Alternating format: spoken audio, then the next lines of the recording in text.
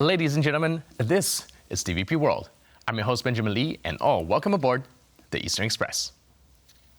In this episode, we're talking about a story that is more than geopolitics.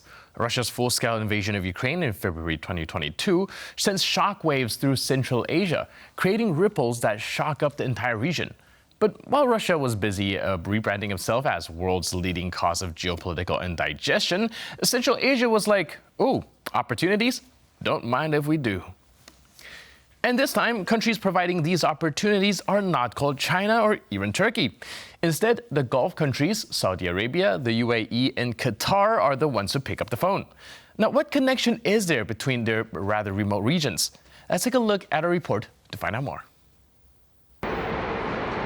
The Gulf Cooperation Council, under the leadership of Secretary-General Yasem Mohammed Al-Budaivi, has reinforced its commitment to enhancing relations with Central Asian countries through a series of ministerial meetings and discussions in Uzbekistan. Uzbekistan has a special place among GCC countries. They know its position, they know its stand and its true value regionally in Central Asia and internationally. And that's why we look forward to enhance our relationship with Uzbekistan. Reflecting on the progress made since the first strategic dialogue, Al-Budaivi recalled subsequent meetings focused on key sectors such as economy, trade, investment, culture, media, health, youth and sports. He highlighted that the meeting addressed the urgent need for increased communication and coordination in light of the current global climate of political, economic, security and social uncertainties. The Gulf Cooperation Council is a political and economic alliance of 6 Middle Eastern countries. Its purpose is to achieve unity among its members based on their common objectives and their similar political and cultural identities, which are rooted in Arab and Islamic cultures. Gatherings like the one in Tashkent have been instrumental in advancing the GCC's collaborative efforts with Central Asian nations. This meeting follows the historic summit in Jeddah City, Saudi Arabia in July 2023, which marked the beginning of a concerted effort to establish frameworks for cultural collaboration. This meeting follows the historic summit in Jeddah City, Saudi Arabia in July 2023, which marked the beginning of a concerted effort to establish frameworks for future collaboration between the two blocs. And now let's take a look at the issue in greater detail. The 5 Central Asian countries, Kazakhstan, Kyrgyzstan, Tajikistan, Turkmenistan, and Uzbekistan, were all suddenly forced to reconsider their relationship with Mother Russia. I mean, it's kind of hard to ignore a million Russians passing through the region to escape conscription or anti-war sentiment, much like the world's weirdest road trip where the destination is anywhere but Putin's draft office. So what do you do when your traditional partner is busy breaking international law and your region's stability is at stake? You start looking for new friends. Enter the Gulf Cooperation Council, featuring Saudi Arabia, the UAE, and Qatar. These Arab states were like, hey, Central Asia, you up? And Central Asia was indeed up and ready to mingle. Now, the second Central Asia GCC joint ministerial meeting on strategic dialogue took place in Tashkent last week, following the inaugural summit held in Jeddah in July 2023. Arab states have been pouring investment into Central Asia like it's going out of style. Take Masdar, the UAE-based renewable energy company, for example. They're all about solar and wind power in Uzbekistan. Aqua, a Saudi company, signed deals with Uzbekistan in 2020 worth more than $2 billion. Kazakhstan is also on the game. In mid-February, Kazakh President Kassym-Jomart Tokayev made the first ever visit to Qatar as they signed a deal with Kazakh Gas to build a gas processing plant. It's like they're playing SimCity, but with real cities and actual billions of dollars. Meanwhile, Abu Dhabi's AD Ports Group is busy creating new routes between Central Asia and the Gulf. They form a joint venture with Kazakhstan's national railway company to enhance rail connectivity, maritime shipping services, and port operations in Kazakhstan. They even got a new plan to run a route through Iran, connecting Kazakhstan's Caspian seaport to Kirkuk to the Persian Gulf, allowing goods to reach the UAE in just 3 days. So what does this mean for the future? The momentum is building, and it doesn't look like it's slowing down soon. The GCC Central Asian relationship is on the rise, with business delegations flying back and forth like they're collecting frequent flyer miles. And as relationship strengthens, we could see Central Asia becoming a significant trade and energy partner for the Gulf states, with the common bond of Islam as the glue that holds it together. And now, here to shed more light on the issue is Bruce Pannier, journalist at Radio Free Europe, Radio Liberty. Hello, sir, and welcome once again to Eastern Express. Pleasure to be here. So, Bruce, we're going to need your help here. We're trying to decipher the Central Asia's recent pivot towards the Gulf countries. First, can you help us understand whether this is out of necessity or convenience? I think a little of both. Necessity because they have been taking loans from China for 20 years now. Almost all the countries in Central Asia are in debt to China, some horribly so. I'll name Kyrgyzstan and Tajikistan, where I think 40% or more of their external debt is owed to China and Chinese banks. And of course that makes China reluctant to loan them any more money because it seems pretty hopeless that they're going to pay them back anytime soon. Not to mention, of course, China has its own financial problems at the moment too. So that source of financing is kind of dried up for the Central Asians. So it was fortuitous that the Arab states saw, once Moscow launched its full-scale war on Ukraine, that Central Asia was going to have problems filling some voids that were being created. I talked about China, but Russia was also an investor in Central Asia, a significant investor in Central Asia. So, the two regions started to develop better ties, and now we're seeing, some amazing figures coming out from meetings of Central Asian officials with meetings of the Gulf Arab states that really rival some of the investment figures that we'd seen coming from Central Asia's talks with China in the past. It's like I said, it's necessity because the Chinese bank is kind of drying up. But it's also convenience because, of course, the Central Asians are Muslims, and it's easier for them to deal with fellow Muslims who are not giant superpowers like Russia and China. All right, I'm actually about to go there because I'm also curious about why the Gulf states in particular. Does it have to do with the fact that they're both Muslims, or are there any other things factoring in?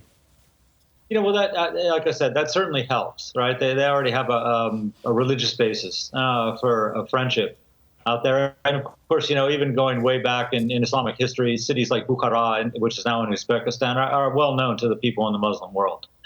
So there is that to it. But of course, the Arab companies need markets for their goods also. And especially we've seen Aqua, which is a Saudi Arabian company, and Masdar, which is from the United Arab Emirates. And they deal in renewable energy projects, and which is exactly what Central Asia needs right at the moment. So to invest in renewable projects is something that benefits all the people of these countries. I mean, it's an extra source of energy for them, right?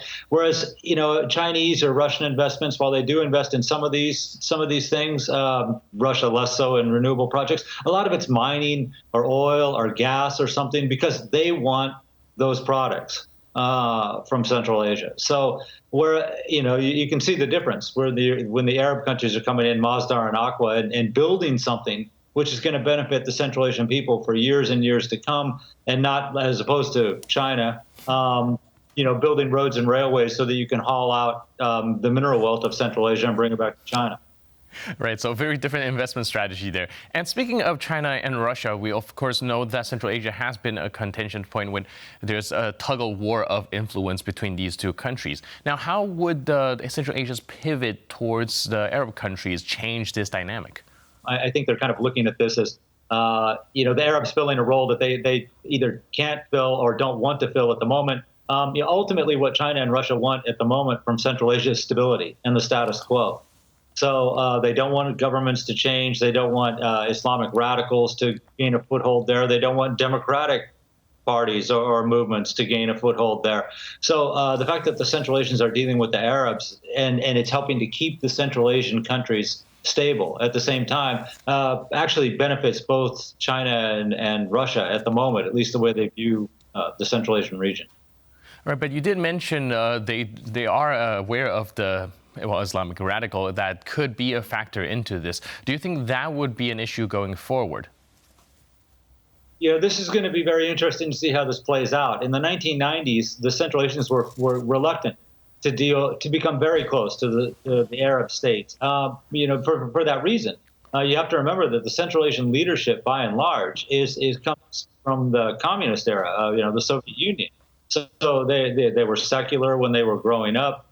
They have reacquainted themselves with the religion as their populations have, although the younger people are much more attracted to Islam than the older leadership that's in power right now. So it's not surprising that in the 1990s they were hesitant to become too close to the Arab states. So there's a term Wahhabi. Now, we know that Wahhabis are Muslims from Saudi Arabia. It's a very conservative form of Islam. But the term Wahhabi in Russian language, going back to the Soviet time, equates to fundamentalist or radical Muslim, right? So the Central Asians were very careful and cautious about what kind of relationship they wanted to have with the Arab states. And because they were reluctant to engage with them on religious grounds, it kind of held up their relationship financially and in terms of trade at the same time. There was a lot of suspicion about that. And the Central Asians, they've had 3 decades now to make the point that, yes, we're Muslim, but we have our own form of Islam, which grew up in Central Asia and developed here. And that's what everyone should be practicing. And the government's been hammering that home, like I said, for 3 decades. So I guess they feel a little more confident that they won't be infiltrated by outside sects of Islam at the moment. And possibly that won't represent a problem going forward, but you can be sure that they're going to monitor this in the future. All right, and I want to go back to what you mentioned earlier about the way that these Arab countries are investing in Central Asia, especially these projects that you mentioned would benefit Central Asian countries for a longer period than what the Chinese investments have been doing, essentially, namely building roads and rails to haul out the resources. What's stopping China from doing what the Arab countries are doing in the first place? Well, I should mention that China has invested in some renewable projects in Central Asia, but it's really, that's only a smaller percentage of what their investments go as far as the energy industry in Central Asia. China repaired and overhauled the thermal power plant in Bishkek, the capital of Kyrgyzstan. Now, that's a coal-fired power plant. And it's a lot of people think it's responsible for the horrible pollution that has developed in Bishkek right now. Russia just signed an agreement to develop a series of coal-fired power plants in Kazakhstan. So it's not that the Chinese, in the case of the Chinese, they have done some renewable products. Unfortunately, and possibly correctly, I don't know, but anecdotally, the word of mouth from Central Asia is a lot of those projects are shabby. They're kind of cheap. China is probably the leading seller of solar panels to Central Asia in the moment. But if you ask anyone that's bought these solar panels or considering buying solar panels, they'll tell you that the Chinese ones break down very quickly, that they're not high quality. And so that's the reputation that Chinese projects have in Central Asia, where it's helpful. It's nice that they build coal-fired power plants in the winter. Everyone's happy about that they have heat and electricity. But it does add to the pollution. They break down. The plant I mentioned in Bishkek has broken down twice since the repair and overhaul work was done, and it was launched in, I think, 2017. And it broke down right after that. And then, of course, earlier this winter, there was an explosion there, and it shut it down again. So this is, like I said, this is kind of the reputation the Chinese are getting. They can build you what you want, but it's not high-quality goods. And the Arabs seem to be doing a better job of bringing in state-of-the-art technology and building these renewable energy projects. Right, and when we talk about China and Russia's influence in the Central Asian region and their interest in it, of course, one of it is natural resources, but their geopolitical location, their geography is also a very big point of contention. However, when we talk about their relation with the Arab countries, suddenly geography isn't as important. Do you think this factor would actually give the Arab countries a bit more flexibility in how they want to operate there, or do you think that takes a little bit of an incentive away from heavily investing in Central Asia? China and Russia directly border Central Asia. So, yeah, there is a difference between this and the Gulf states.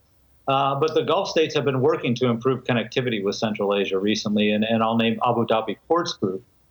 They have worked with Caspian Sea ports in Kazakhstan, Aktau and Kurik, and they've developed a trade route that goes from those ports through Iran down to Iranian ports on the Persian Gulf, and also across to ports in the United Arab Emirates also. And they say that they can bring goods from Kazakh's Caspian ports all the way to the Persian Gulf within 3 days, which means perishable goods can be exported from Kazakhstan down Persian Gulf, and from there, of course, potentially to Eastern Africa, to India. Remembering that Kazakhstan is one of the top 10 grain exporters in the world. I mean, this is a big deal for them, and the Arab states are getting something out of this too. I mean, we've seen Qatar, we've seen Saudi Arabia, even Oman. Investing in food processing plants or grain processing plants, meat, dairy plants. So they clearly have an eye for developing this route from Central Asia down to the Persian Gulf that benefits them in terms of food security. So it really, they've made a lot of progress on that. We'll see where it goes from here, but they're certainly far better connected to Central Asia than they were even 2 years ago. Right, definitely. We will have to keep an eye out on the development. But meanwhile, thank you so much for your input and insight. Thanks again for being with us on Eastern Express. Appreciate it. Thank you. And now we're moving on to the Eastern News Flash, a series of all the latest stories from the East that you don't want to miss. EU foreign ministers have reached a consensus to broaden the scope of sanctions against Iran. This decision, announced by the EU's foreign policy chief, Josep Borrell, comes in the wake of Iran's recent missile and drone strikes in Israeli territory.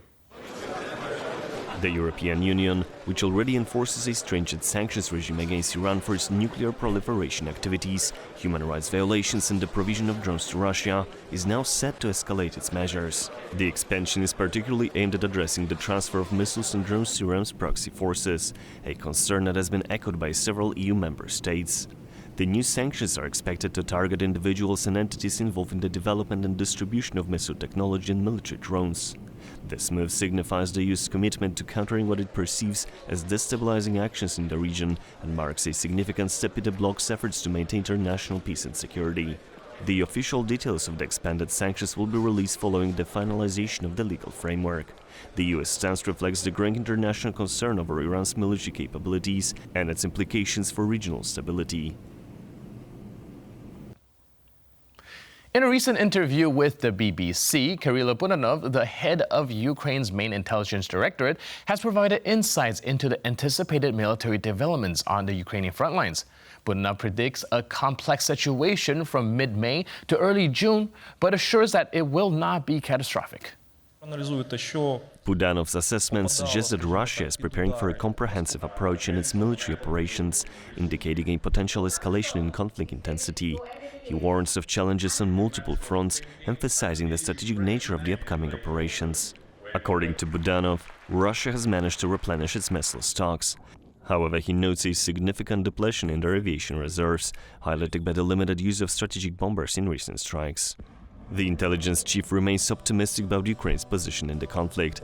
He stated that Ukraine has weathered tough periods before and is prepared for what lies ahead, claiming foreknowledge of Russian plans.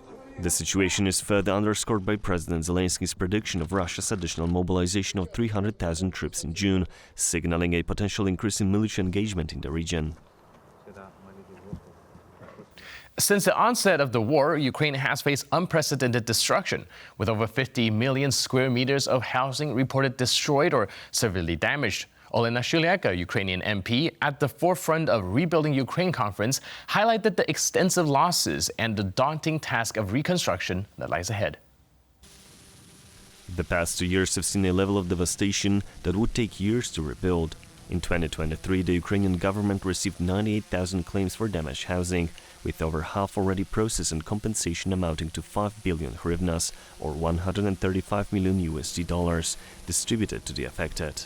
To address the housing crisis, the government has issued housing certificates, enabling displaced citizens to purchase new house, with a notable number relocating to the Kyiv region and other border areas. This initiative is part of a broader reconstruction effort that could exceed $1 trillion, dwarfing the scale of the historic Marshall Plan. Despite the ongoing conflict, with 18% of Ukraine under Russian control, international and local companies are actively participating in the rebuilding process. Turkish firms like AXA Power Generation and Onur Group, along with German and Austrian companies, are contributing to repairing infrastructure and developing defense projects. With over 600,000 reports of housing damage received through the DIA app, the scale of the crisis is clear. Ukraine's journey to recover is a testament to resilience and the need for continued international support to overcome one of Europe's most significant humanitarian challenges in recent history. Iranian President Ibrahim Raisi met with Pakistan Prime Minister Shehbaz Sharif in Islamabad. This marked their first meeting since the exchange of missile strikes between the two nations in February. President Raisi's three-day visit signals a concerned effort to repair bilateral relations that suffered earlier this year. The talks come after a period of heightened tension following military actions along the shared 900-kilometer border, a region known for its separatist activities. In February, Iran targeted what it claimed were bases of Iranian Baloch separatists within Pakistan. The Pakistani government retaliated by striking alleged Pakistani Baloch separatist locations in Iran. Upon his arrival, President Raisi was welcomed by Housing Minister Riyaz Hussain Pirzada, followed by a formal reception by Prime Minister Sharif. The visit has prompted increased security measures in Pakistan, which has seen a recent uptick in militant violence. A statement from the Prime Minister's office revealed that Sharif and Raisi discussed a variety of topics aimed at strengthening bilateral relations and vowed to unite in the fight against terrorism. And that's all in this episode of Eastern Express. But for more news, update, and commentary, please stay tuned to TVP World.